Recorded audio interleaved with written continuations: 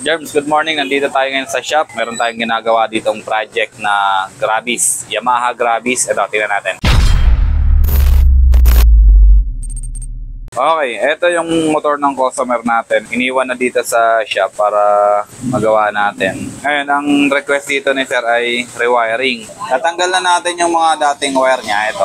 Ito yung dating wire niya. Ayan, tingnan natin. Ito yung wire na na-extract natin dito sa motor niya. Ito yung fuse box or yung fuse holder. Tapos, andito yung relay. Isang pirasong relay. Tapos yung ballaster ng kanyang MDL. Tapos, ito, yung mga wiring niya. Ito na yun. Ngayon, nagawa na natin yung motor niya. Ipapakita ko na sa inyo kung ano sura ng wiring na ginawa natin. Kaya nga pala, yung passing switch niya dito, niretain na natin kasi request ng customer natin. Ito na lang din ulit yung gamitin. Kasi okay pa naman siya, nagpa-function pa naman siya ng maayos. Tapos, naglagay na lang tayo ng tri-switch. So, bali ngayon, ipapakita ko sa inyo yung harness na ginawa natin dito sa motor na to. Hindi na kagaya nitong wire na to yung ginawa natin to. Ipapakita ko sa inyo. Okay, from dito sa battery natin, tsaka sa fuse box natin, naglagay tayo dito ng fuse stop.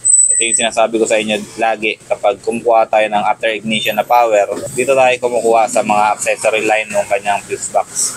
Yung sinasabi ko sa inyo yung fuse stop, ito yun. Ito yung i-replace natin dun sa fuse na tatanggalin natin. Tapos meron din siyang holder dito na dalawang fuse. Ito yung i-replace natin dun sa fuse na huhugutin natin sa fuse box niya. Tapos ito yung naman yung holder ng dalawang fuse na ilalagay natin.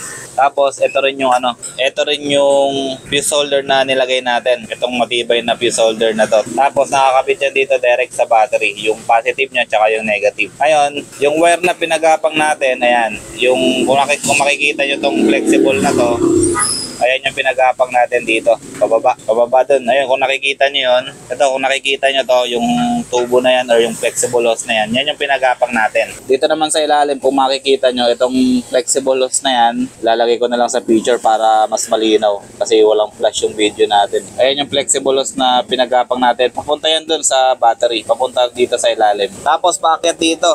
Ayan, ito naman yung relay na nilagay natin. Ito yung relay na 2 peraso, tapos yung kanyang ballaster. Itong may mga kulay na to, itong kulay green.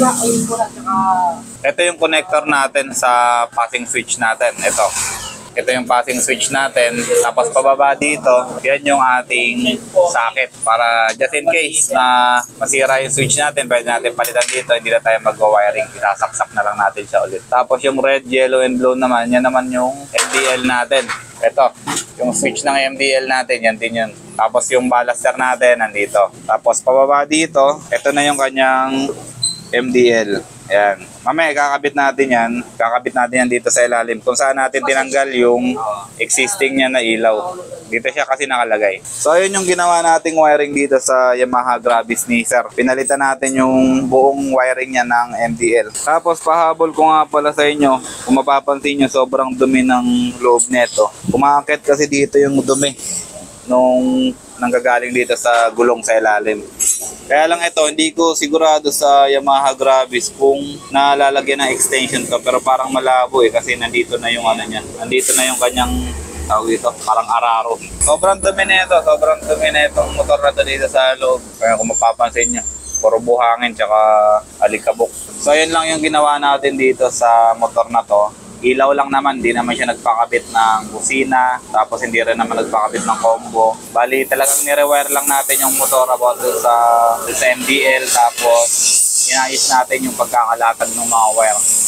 Kanina kasi hindi ko na naipakita sa inyo kung saan nakasuksok yung mga wire niya. Ito, for example, itong wire na to or itong socket na to, dito nakasuksok yung power, kinukuha na ng power. Tapos ganun din dito sa may passing light kung saan din nakasuksok yung power niya. Kaya ang ginawa talaga natin, kumuha talaga tayo ng power dun sa kanyang fuse box para magkaroon tayo ng after ignition power nang hindi tayo gumagalaw dito sa stock wiring. So yun lang, maraming salamat. Ingat!